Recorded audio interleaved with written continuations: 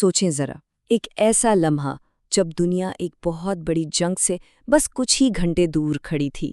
ایک طرف امریکہ اور دوسری طرف ایران، دونوں ہی ایٹمی صلاحیت رکھنے والے ممالک بالکل آمنے سامنے تھے اور ماحول میں تناؤ اپنی انتہا پر تھا۔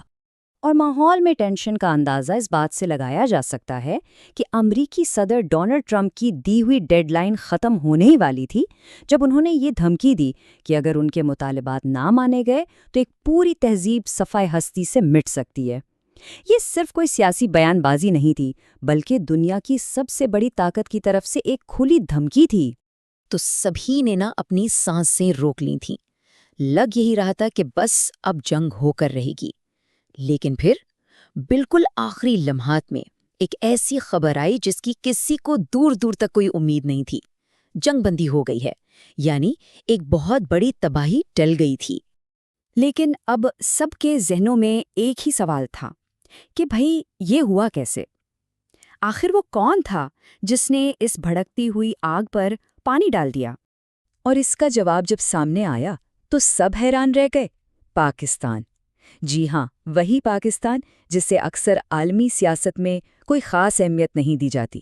اسی نے چپکے سے پردے کے پیچھے ایک ایسا کمال کر دکھایا جس نے دنیا کو ایک بہت بڑی تباہی سے بچا لیا۔ اور یہ بات صرف ہم نہیں کہہ رہے۔ جنوبی ایشیا کے معاملات پر گہری نظر رکھنے والے مائیکل کیگلمین کے مطابق یہ پاکستان کی پچھلے کئی سالوں کی سب سے بڑی سفارتی کامیابی تھی۔ اس نے نہ صرف جنگ ٹالی بلکہ ان سب کو غلط ثابت کر دیا جو پاکستان کی صلاحیتوں پر شک کرتے تھے۔ تو پھر اصل سوال یہ ہے کہ آخر پاکستان نے یہ کر کیسے دکھایا؟ ایک ملک جو خود اتنے سارے اندرونی مسائل سے گزر رہا ہے، وہ عالمی سطح پر اتنا بڑا کام کیسے کر گیا؟ چلیں اسی کو سمجھنے کی کوشش کرتے ہیں۔ اس کا راز چھپا ہے پاکستان کی بڑی منفرد پوزیشن میں اور اس کے تعلقات کے اس پیچیدہ جال میں جو اسے اس خطے میں ایک بہت خاص مقام دیتا ہے۔ اب دیکھیں، ایک طرف تو ہیں ایران کے ساتھ پاکستان کے گہرے تعلقات۔ دونوں ملکوں کی 900 کلومیٹر لمبی سرحد ملتی ہے، مطلب ایران میں کوئی بھی گڑبڑ ہو اس کا سیدھا اثر پاکستان پر پڑتا ہے۔ اور تو اور تاریخی طور پر بھی ایران وہ پہلا ملک تھا جس نے 1947 میں پاکستان کو تسلیم کیا۔ یہی ساری چیزیں، یہ ثقافتی اور مذہبی رشتے تہران کو یہ یقین دلاتے ہیں کہ پاکستان ایک قابل بھروسہ دوست ہے۔ اچھا، اب تصویر کا دوسرا رخ دیکھیں۔ ایران کا پڑوسی ہونے کے باوجود پاکستان امریکہ کا ایک اہم نان نیٹو اتحادی بھی ہے۔ بھلے ہی دونوں کے تعلقات میں اونچ نیچ آتی رہی ہو، لیکن خاص طور پر ٹرمپ انتظامیہ کے ساتھ پاکستانی اسٹیبلشمنٹ کے ذاتی تعلقات نے بہت کام کیا۔ خود صدر ٹرمپ کا یہ ماننا تھا کہ بھئی پاکستان ایران کو باقی بہت سے ملکوں سے کہیں بہتر سمجھتا ہے۔ لیکن کہانی یہیں ختم نہیں ہوتی۔ پاکستان نے اپنے دوسرے دوستوں کو بھی اس معاملے میں شامل کیا۔ چین نے تو کھلے عام پاکستان کی اس کوشش کی حمایت کی۔ دوسری طرف سعودی عرب کے ساتھ جو اسٹریٹجک تعلقات ہیں، اس نے پاکستان کو مسلم دنیا میں ایک خاص مقام دیا اور اسی وجہ سے وہ تمام پارٹیوں کو اعتماد میں لے سکا۔ اور ایک اور مزے کی بات یہ ہے کہ ایسا پہلی بار نہیں ہوا کہ پاکستان نے دنیا کے لیے ایک پل کا کام کیا ہو۔ کہتے ہیں نا کہ تاریخ خود کو دہراتی ہے۔ 1970 کی دہائی میں جب سرد جنگ اپنے عروج پر تھی، تب بھی پاکستان نے ہی امریکہ اور چین کے بیچ خفیہ رابطے کروائے تھے۔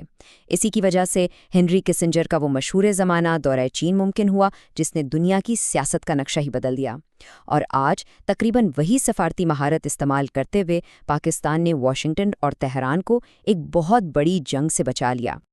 لیکن اب سوال یہ اٹھتا ہے کہ پاکستان نے اتنا بڑا رسک لیا کیوں؟ اس ساری بھاگ دوڑ کے پیچھے اس کے اپنے کیا مفادات تھے؟ تو بات صرف انسان دوستی کی نہیں تھی، اس کے پیچھے ٹھوس قومی مفاد اور ایک گہری حکمت عملی تھی۔ دیکھیں، معاشی طور پر پاکستان آبنائے ہرمز سے آنے والے تیل پر بہت زیادہ انحصار کرتا ہے۔ وہاں جنگ کا مطلب تھا پاکستانی معیشت کی تباہی۔ سیکیورٹی کے لحاظ سے دیکھیں تو پڑوس میں جنگ لاکھوں پناہ گزینوں کا ایک نیا بحران کھڑا کر سکتی تھی، اور سب سے بڑھ کر یہ کامیابی پاکستان کو عالمی سٹیج پر ایک نظر انداز کیے جانے والے ملک سے اٹھا کر ایک قابل بھروسہ ثالث کے طور پر سامنے لاتی ہے۔ تو جنگ بندی تو ہو گئی، لیکن یہ تو صرف پہلا قدم تھا۔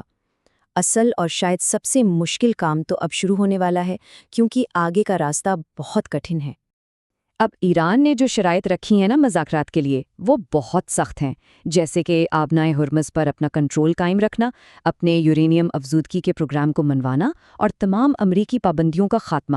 اس لسٹ کو دیکھ کر ہی اندازہ ہو جاتا ہے کہ آگے کی بات چیت کتنی پیچیدہ ہونے والی ہے۔ اور یہ جو مذاکرات ہیں یہ اسلام آباد میں ہوں گے۔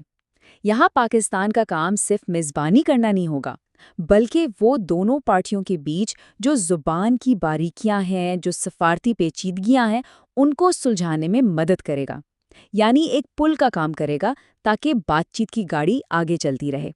پاکستان کی یہ کامیابی عالمی سیاست کے سامنے ایک بہت بڑا اور اہم سوال لا کر کھڑا کر دیتی ہے۔ کیا آج کے اس دور میں جب بڑی طاقتیں آپس میں یہ لڑ رہی ہیں تو کیا پاکستان جیسی درمیانی طاقتیں دنیا میں امن قائم کرنے والی نئی قوتوں کے طور پر ابھر سکتی ہیں؟ اس کا جواب تو خیر آنے والا وقت ہی دے گا۔